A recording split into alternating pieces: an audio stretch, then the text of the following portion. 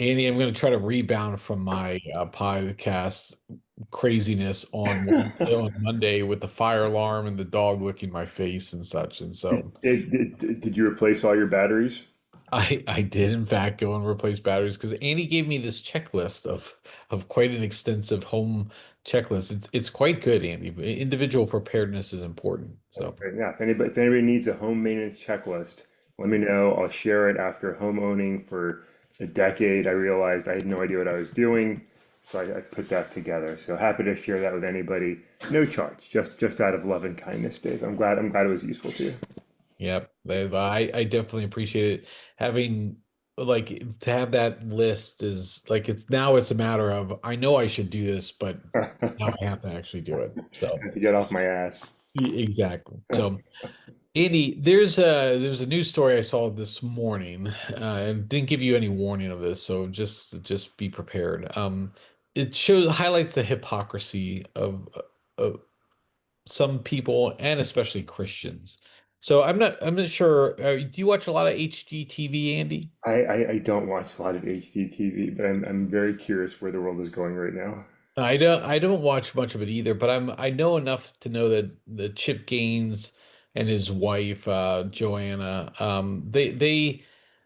they have a show called Fixer Upper, and I love these type of shows because you get like and they make it seem like anybody can just go and buy a cheap house, fix it up, and make double their money on it or whatever.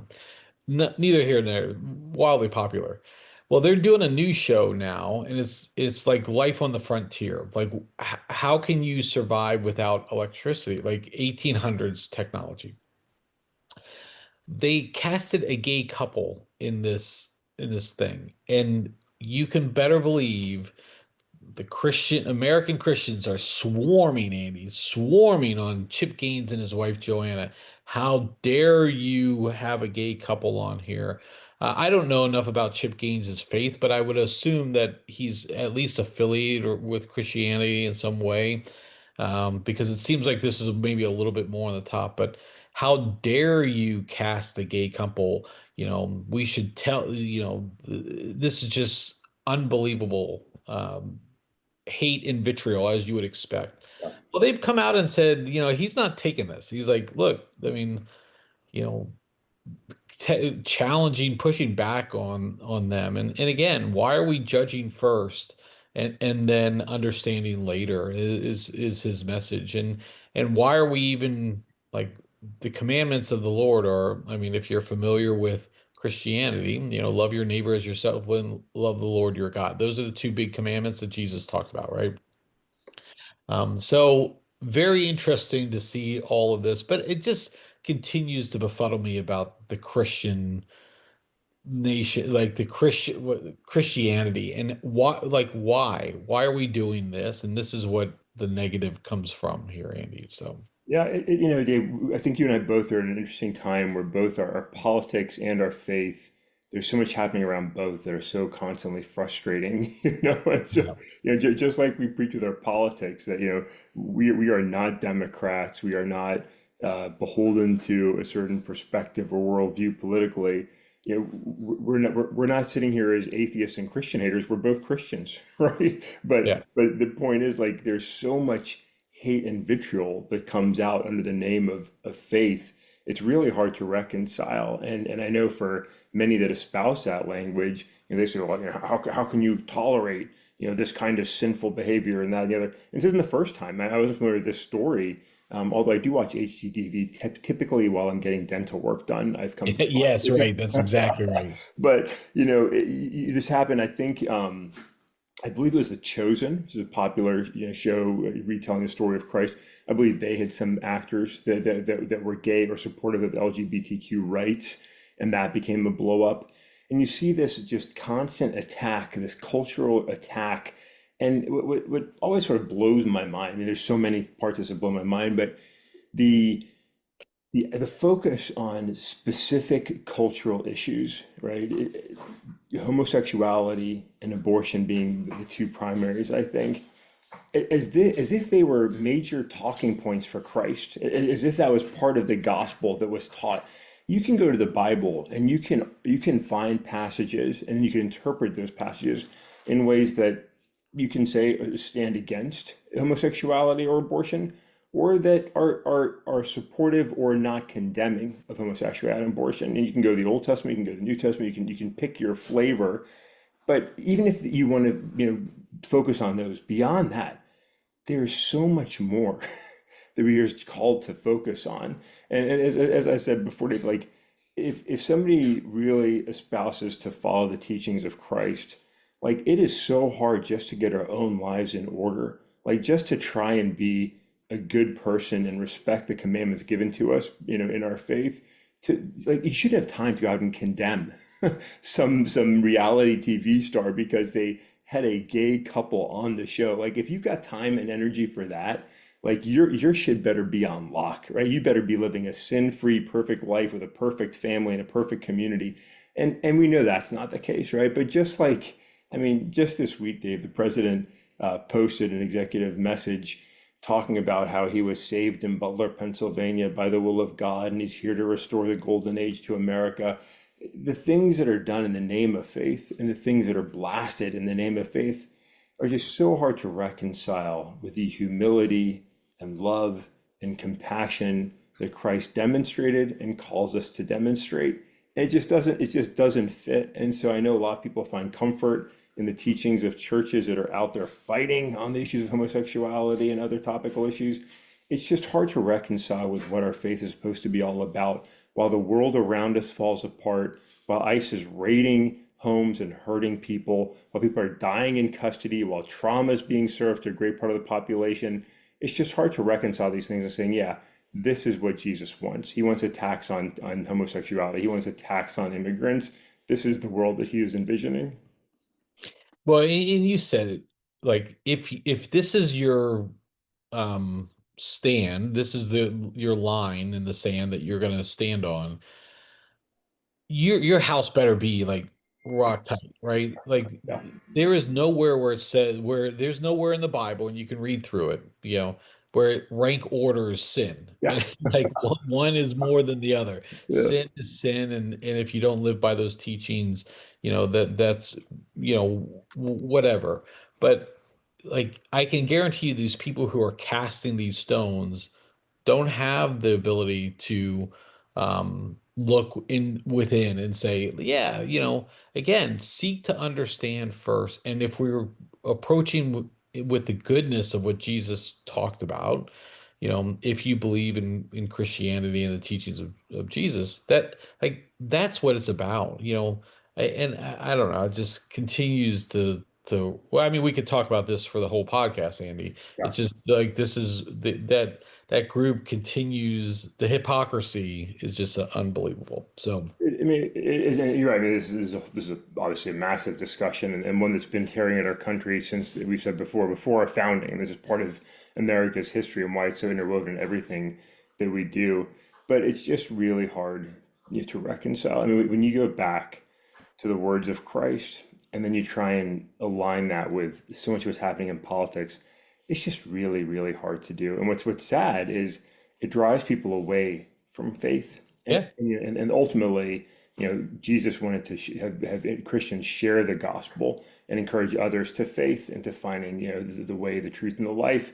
And these kind of antics, the violence, the political violence, the verbal violence, the physical violence, the criminal violence, like all these things that go into it, they make people have a genuine like disgust of Christianity that don't even know what Christianity is, because their perception is one of hate and condemnation and judgment and these kind of antics. And even if we find behavior that we disagree with, the way to approach it isn't to go and attack individuals, right? That's exactly, again, not what Christ demonstrated. So it's just really hard to reconcile. And I know there's, people that would strongly disagree with what we're saying. And like, I don't give a shit. Like they're just, it just isn't like their faith doesn't make sense. I had to leave my old church because I felt like it was going down a path that I could not be supportive of. And I think we have to make those decisions. Like even if you have comfort and joy and community in certain environments, if it doesn't make sense, like you can't call it a church or your faith. It can be your beliefs, your political beliefs, it's just hard to reconcile that with faith. So unfortunate to see. I'm sure these HGTV stars will find some way to land on their do-it-yourself feet, but it's unfortunate to see the kinds of attacks that take place, and they occur, Dave, all over the place. It's sad. Yeah, yeah, exactly right. And so, yeah, I'm sure this show will be fine. And I applaud them for pushing back. Again, you don't have to take that kind of stuff. And again, if you look at the Bible, the devil will use scripture to support his argument too against, like, against Jesus and others. So it's fascinating to watch. And I know we effectively took a segment there. So I'll count that as a, but I did want to hit on one quick, we were going to have a longer segment on this one, but the Russia Ukraine, this has been something that's been in the news a lot. And Trump's wavering loyalty to Putin or Ukraine continues to go back and forth. He's now, really mad because now he's allowing weapons to go over by way of the EU and getting Patriot missiles there to help the Ukraine, which has been really under immense air attacks over the last 2 weeks, ever since the Ukrainian attack on those Russian airfields about a month ago, I guess at this point. But I'm struck by one thing Trump said, and it's just, again, this is just where you just continue to hear the bullshit that comes out of his mouth. What? Is is like Putin, we have a beautiful conversation. I go home and tell Melania, like, we had a great conversation, and then she goes, "Oh, really? Check out what he just did." And he's like, "Oh, I'm so surprised," and stuff. And he says, like, other presidents fell for that. Yeah. Bush, Clinton, Obama, Biden, not me. I didn't fall for that. I'm not a fool. Hey, fucking ass clown. Looking like, think about everything you said since, like, in the last year about Putin and like how you're going to end this war in 24 hours. And every time, hey, it's no secret. He has a great conversation. I had a great conversation with Trump today. In fact, he didn't tell me no. So guess what? Launch more attacks. And what a fucking idiot. And this is a guy, and for anybody who sits there and can defend, this hypocrisy, like, you're just too deep into the cult. That's all I can think of. Yeah, I mean, this is again a whole long discussion. No one has played Donald Trump, better than Benjamin Netanyahu and Vladimir Putin, right? These two Hmm. longtime political leaders, like they know what they're doing politically, right? I'm not a fan of either one, but where I have to give them credit is they have worked their political systems and remained in power and gained and maintained the support of the people they need to stay in power ruthlessly and effectively. And they have both manipulated our simple-minded president since before he took office. Dave, the two big issues, right? I will end the war in Gaza. I will end the war in Ukraine before I even get inaugurated. Like, just elect me, and those things will come to an end. They've both expanded. They've both become more violent. There have been more horrific loss of lives on both. With Russia, they just don't give a shit to what Donald Trump says. I mean, they pay no mind to it. And they even said as much in statements. I'll jump to that in a second. But it's a matter of not even caring. And then what flabbergasts me, as the president, says he's really mad with Vladimir Putin, he goes and announces, hey, you have 50 days to make peace or we're going to put tariffs on your country. Yet our friends and neighbors, Canada, the EU, others around the world, they wake up to Trump tariff tirades on Truth Social, threatening them to put tariffs on, within weeks, or days even, right? And then of course, they go off because of our taco president, but he announces them, with no warning, just blast them out there. But for his friend Vladimir Putin, 50-day warning. The war in Ukraine is not going to be over in 50 days, and the tariffs will probably not go into What? place in 50 days. Yeah, I know. And so just to illustrate how much Russia cares, this is Dmitry Medvedev, who was Putin's stand-in as president when he respected the Constitution of Russia and stopped serving after 2 terms as president. He went and became prime minister, and Medvedev was his puppet president for a term until he returned to office. And in responding, Medvedev this was on X, Dave. He posted this publicly. It has 14,000 likes. Dmitry Medvedev says Trump issued a theatrical ultimatum to the Kremlin. The world shuddered, expecting consequences. Belligerent Europe was disappointed.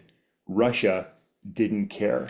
Now, look, Medvedev doesn't say or post things like that without his boss's approval, right? Putin's fine with that statement. They're telling Trump like fuck off, like we just don't care, right? These are meaningless gestures that won't probably be enforced. And you're talking about 50 days from now. You're talking about 2 more months of violence in Ukraine, ruthless attacking by Russia's army, which is decimated with over 1 million lost lives since this war began.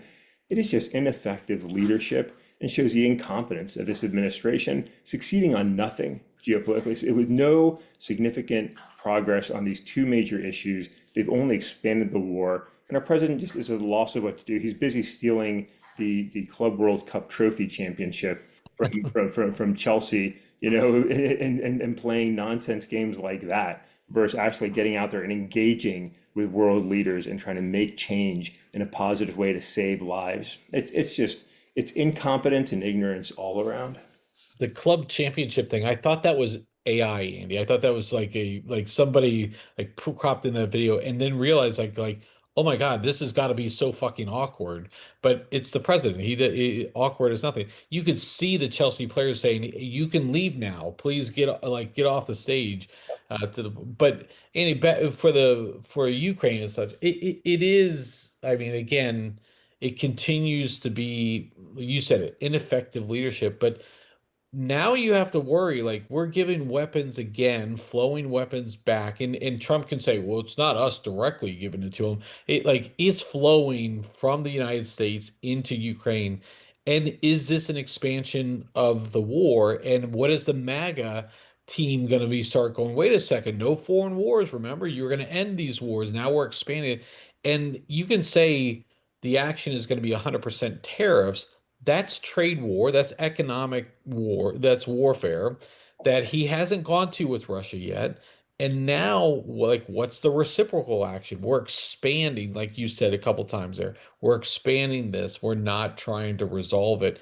And Trump's too stupid to figure that make those connections out. So that Or he's not, and he's fully aware of how exactly what's happening, right? I mean, this is the greater concern is that this is in fact all theater, and the president knows very well that these gestures are just theater and not having any actual impact on the ground. And again, not saying the president is a Russian agent, but if he were, like, what would he do differently? Like, what could he possibly do that'd be less assistive to Russia and Vladimir Putin? You know what I mean? So whether you're actually, deliberately aiding a country or through your ignorant actions achieving the same results, it's the same thing, right? Like, I mean, every day we wake up, we can ask that question of the president, like, if he were a Russian asset, what could he possibly do differently that doesn't exactly fulfill Russia and Putin's desires for the United States of America? This is exactly what Vladimir Putin has dreamed of for years,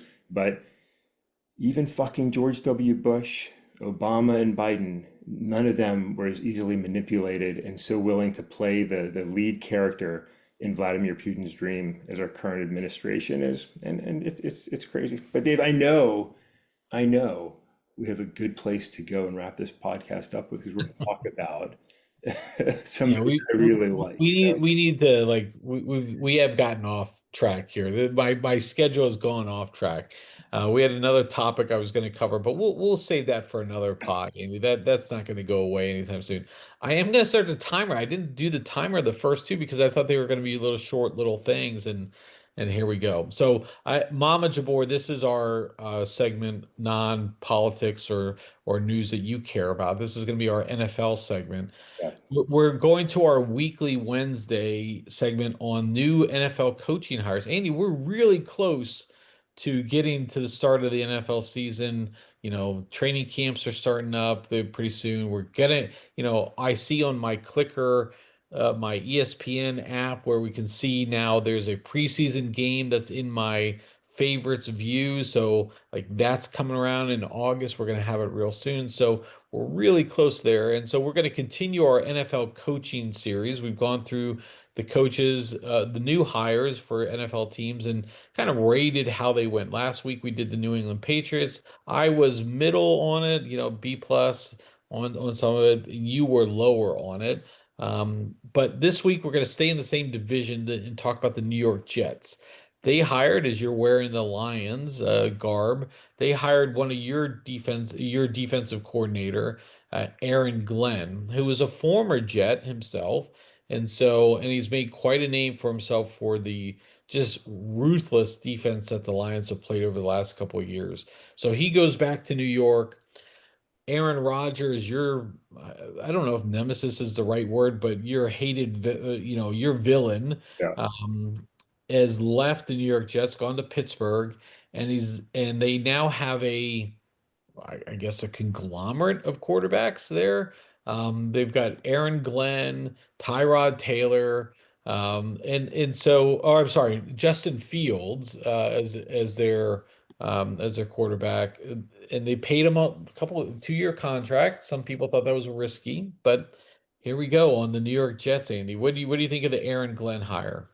I think it was a great hire. Like that team has struggled, right? I think it's 14. I might be wrong on this number. I think it's 14 years without getting to the playoffs, which is a long time. It's a long time, right? In a league where, almost half the teams make it into the playoffs. That's a long time. Now they've suffered through the tyrannical reign of the New England Patriots, right? So they were dominated by maybe the NFL's greatest dynasty and had to deal with that. And then they have to deal with the rise of the Bills, right? Who can't get to the Super Bowl for the life of them, but are a really good football team year in, year out and just have dominated that division.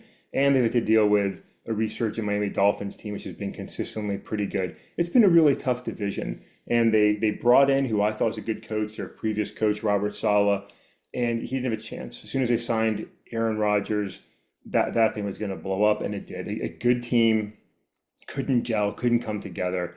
They made the change. When they hired Aaron Glenn, I thought, oh man, he's going to die with Aaron Rodgers. And they got rid of Rodgers. They opened the path. So this is really Aaron Glenn's opportunity. Dave, he was a very good coach in Detroit. He's a player coach, right? This guy played football, Texas A&M. He played football for the Jets. He bounced around the league, playing on a few different teams, including your Dallas Cowboys, before retiring with the Saints. Went into coaching, like in Texas, got picked up, was a scout with the Jets, bounced around the league, went into the Saints and did great there as a secondary coach, came to the Lions. Dave, he built a really crappy defense into a really formidable machine. And in the Dan Campbell Detroit Lions way, he's a player coach. He gets in there, mixes it up with the players, talks to them like a player, fires them up like a player, and can build the team. Now he's got a formidable challenge. Like, I don't know if he can be successful with the Jets, right? First time head coach, defensive minded. Can he bring together the whole team? Can he pull together the offense? Will his coordinators support him well enough? Can they make that team viable? They've got talent. He has the opportunity. He's going to bring a hard-nosed mentality to the team, and he's going to challenge them to be their best. I think players will respond. I just don't know if they've got enough to beat these. Like, again, now the Patriots are starting to come back up. The Dolphins are still good, and the Bills are still a menace. It's going to be really hard, but I think he was a great hire, and I wish him the very best of luck. I'm a big Aaron Glenn fan. Yeah, I think frankly it's going to ride on the quarterback, Andy, because like Aaron Glenn is going to have that defense was good under Saleh. It was a little bit took a step back last year, but there was a lot of turmoil. It's going to be really good under Aaron Glenn. So I don't think that's going to be a dispute. They have good running backs. They have good wide receivers. They have the challenge has been the quarterback. And so Justin Fields, who has been middling at best, I mean, as a quarterback, he's shown a lot of flashes, especially when he's running. He can throw a pretty good deep ball, but he also makes a lot of really questionable decisions. So, like Aaron Glenn's success is gonna ride with the quarterback. And are they gonna be able to? Because I don't think Justin Fields is gonna need to like win them games. I think he's just gonna should be able to not lose them games. Yeah. Like they're gonna be able to move the ball. They're gonna be able to stop. other teams' offenses. That division is really tough. We talked about it already. And even though we're not high on the Patriots, they're gonna be a tough team. The Dolphins are a tough team, and the Bills could be going to the Super Bowl. So I think in a lot of respects, it's all going to come down to the quarterback and whether Justin Fields can just do enough to keep them competitive in games, and are the defenses going to hold when they get a late lead in the fourth quarter? Can they maintain that pressure? So I love the hire. I think it was a great hire. It's appropriate for New York. I think it's just I don't think we should translate their success this year on the directly on the hire. It's gonna, like everything else, it's the quarterback and whether we can get the right decisions. But I think Aaron Glenn, look, your quarterback. Why am I shitting on names all? Like Jared Goff, Jared Goff. Jared Goff. Like Jared Goff was very middling too, and the Lions have done enough to get where they need to be, and so maybe they can take that model there. Yeah, So. and well, I think Justin Fields. Like, I made fun of him when he was at the Bears because the Bears suck and I have to hate who their quarterback is. But he is a threat and he does have potential to be a good talent. And so, what Aaron Rodgers did is what Aaron Glenn did is he came over. He brought his offensive coordinator in from Detroit, who was the guy running the passing game for the Lions underneath Ben Johnson.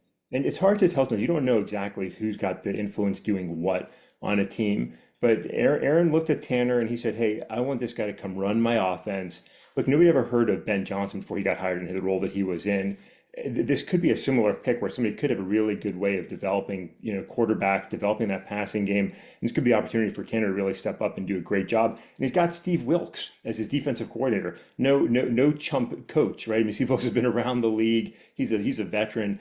Like he's got a good team. The potential is really great. You're right. Year one, like you got to manage expectations, but they could go in and look, they don't have a super hard schedule. They're going to play some lousy teams. They could go in there and like we talked about some other teams, they could rack up a few more wins than they might be really deserving of and maybe sneak into the playoffs, in year one. But they could develop here in a year, 2 years with the proper culture, just like the Lions took a while to click under Dan Campbell. If you give Aaron Glenn, 2 or 3 seasons, I think then we're going to really be able to assess, is he the right fit? But I'm excited for him. And look, the Jets, I don't care about the Jets.